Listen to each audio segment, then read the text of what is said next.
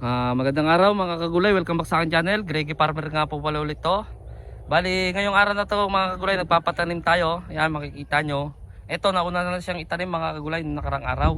Bali dun sa talong, ayun na yung itatanim nila ngayon mga kagulay. Nasa mga 4,000 lang siguro mga kagulay.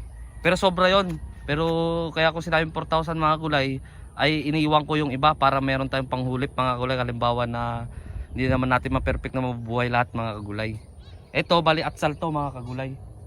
Atsal. Itong ano natin. Tapos meron pa ditong bakante mga kagulay. Kung halimbawa meron mababakante dito, baka taniman ko na lang siya ng pipino. Dito banda mga kagulay. Bali itong ano natin nasa 2.5 lang mga kagulay. Nasa 2.5 lang itong ating atsal. Kasi nga 5,000 sana to, kaso sabi nga nung nagano hindi naman nakatubo, hindi naman natin pwedeng sisihin. Siyempre ganun talaga, meron talaga hindi tutubo. Kaya 2.5 lang siya mga gulay. Bali 2.8 mga ganun mga gulay. Kaso iniwan ko yung 300 para may panghulip din tayo mga kagulay dito sa atsal. Sana nga makachamba tayo ng ano, ng magandang presyo para makabawi kagad mga kagulay. Kung mapapansin nyo yan mga kagulay, doon hanggang dito ang ating atsal.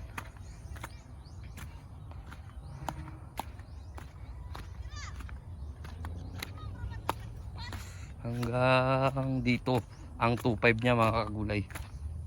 Bali ulitin ko mga kagulay, 2.8 to lahat. Kaso lang iniwan ko yung iba para meron tayong panghulip palimbawa. Ayan siya mga kagulay. Tapos dito talong na yan mga kagulay, papunta dun. Talungan na yan. Ayan siya mga kagulay. Tawagin na dyan. Kanang kwan 5.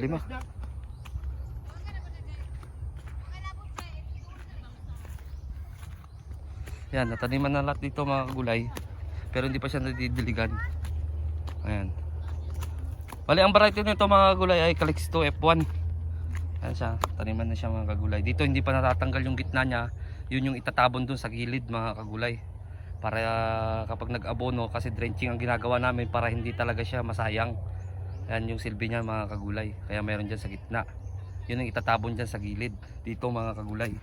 Kasi nga patulad yung pinaliwanag ko nakaraan, halimbawa ito, walang ano do ipit. Kapag mag-aabono ka, lalo na kapag 3 lata na o 4 na lata na, ay aagos lang dito mga kagulay dito. Kaya kailangan ito ay tatabunan ng ganito. Ganyan.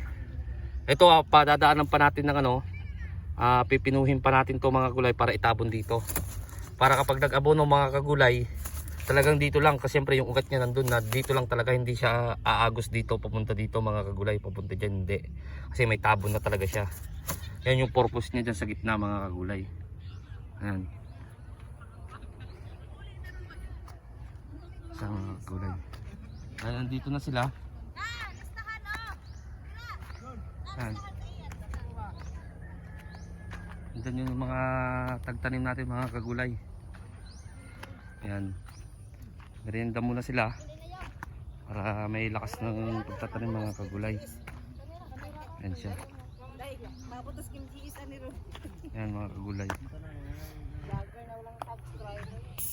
Ayan. Bali hanggang doon pa yan. Kung hanggang saan nang maabot ng ano, ng ating punla mga kagulay. Bali dito may natirang ilang ano dito, ilang plat dito. Ito tatabunan pa rin to mga kagulay.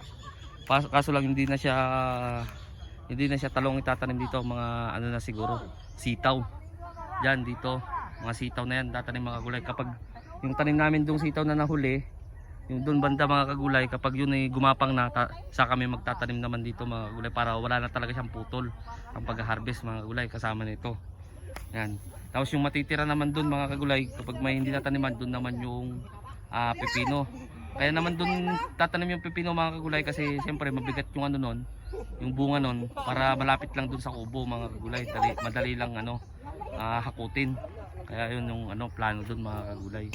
Tapos doon, meron pa doon mga 3/4 uli na natira doon sa bandang Ampalaya. Tataniman ulit siguro mga by katapusan siguro ng May o kaya katapusan ng Abril mga kagulay. Doon para sunod-sunod na siya. Ganoon din nagtatanim mga gulay, pero hati na doon, atsal, siling Taiwan at saka Calixto, talong. Doon sa kabila mga gulay para magpang-abot na siya lahat, para wala nang tigil yung harvest natin mga kagulay. para yung buyer natin hindi na pumunta sa ibang ibang farmers na kukuha mga kagulay. Ganun ang diskarte namin gagawin ngayon dito mga kagulay. Ayan.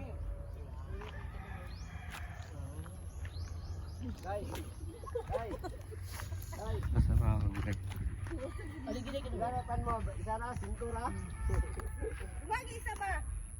Tagduwa-duwa man na.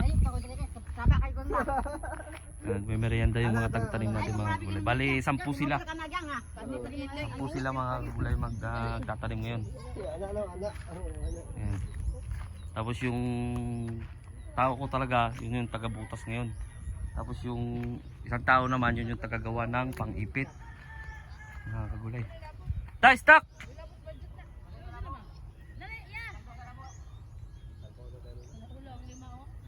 Yan. Yan, nagtatabol na sila mga kagulay. Bali ito ulitin ko mga kagulay ay nasa 4,000 tong talong natin, tapos nasa 2,500 lang yung Kaya itong area to hindi siya matataniman lahat. Itong area yan di lahat sigurado na matataniman, gawa nga ng 4,000 lang yung Tapos 2,500 lang kasi ang plano dapat dito 5,000 na atsal, kaso lang nga 2,500 nga lang yung 2,800, kaso lang hindi ko naman tinanim lahat, gawa ng para may panghulip tayo kapag mayroong halimbawa na matay mga kagulay. Ayun siya. Kaya malawak-lawak pa tong depende kung aampalahin ko na lang to kasi walang kasunod yung ampalaya. Pasensya na kayo mga kagulay. Doon sa ampalaya pala, mabanggit ko lang mga kagulay na sa 13 harvest na siya yung ampalaya natin mga kagulay. Tapos yung yung sitaw natin nasa 9 harvest na mga kagulay. Kasi nauna-unti yung ampalaya na harvest yun sa sitaw. Doon yung ampalaya natin, yung green doon. Ayun. Kahit papano, kahit na inulan-ulan, okay pa rin yung bunga niya, pero tag lang, 100, ganyan lang. Pero kahit ganun nangyari mga gulay, medyo naabutan natin yung mataas na presyo. Kaya nung tinitignan ko yung listahan ko mga gulay, nakaabot na rin siya kahit ganun na 250 lang. Wala na nga 250 na puno yun, na maabot na rin naman siya sa mga 40 plus na pagbentahan dun sa ampalaya natin mga gulay. Dito sa sitaw na sa mga kulang-kulang na rin 20 mga kagulay. Dito sa talong, di ba naalala nyo yung sinabi ko, huminto kami ng pag-harvest dito kasi pa-recover kami mga kagulay. Talagang nawala yung mga bulaklak niya, talaga totally nawala yung bulaklak niya mga kagulay. Kaya kami, kaya ang maalala ko 19 harvest lang yata mga kagulay. Pero ngayon at least kagay na nag-harvest kami, hindi ko na lang nagagawa ng vlog, gawa ng busy nga kasi dito, gawa nga dito sa tataniman mga kagulay. Kaya hindi ko na rin nagagawan. Pero pang 19 harvest niya, bumalik ulit yung pamumulaklak niya. Gawa ng inabunuan namin, sprayan namin. Ito papakita ko na sa inyo mga kagulay, papyaw na lang. Ito yung talong natin na nauna. Ito siya mga kagulay. Ayan, bumalik na yan dati yung niya, pamumulaklak niya, at saka meron na siya mga panibagong talaga mga kagulay. Kung yung vlog ko, kung naalala nyo doon sa mga sumusubaybay lagi sa akin, talagang nakalbo to mga kagulay. Pero ngayon bumabalik na mga kagulay. Ayan Ayan, mga bulaklak niya. Ayan. Ayan. 14. Ayan siya mga kagulay, may mga bulaklak na siya. Tapos yung doon sa natin, panibagong gawa na lang siguro doon sa pipino natin na tinanim sa sitaw, yung yung mga 1 linggo na yata siya mga kagulay na tanim. Ayan. Andun yung pipino natin, yung sinabi ko sa inyo na yung kalahati na ito, di ba, kulang 5,000 to, pero yung kalahati niya mismo ay binunot na namin. Yun yung tinagtaniman namin ng pipino. Mapapansin nyo, hindi pa nag-scatter dyan, gawa nga ng busy pa kami dito mga gulay. Kapag natapos na namin to, na mataniman ngayon, matapos nila, siguro babalik kami dito mga gulay sa pipino naman sa kasitaw para ayusin to. Ayan siya mga gulay. So ayun mga kagulay, na-update ko lang kayo dito sa taniman ko mga kagulay.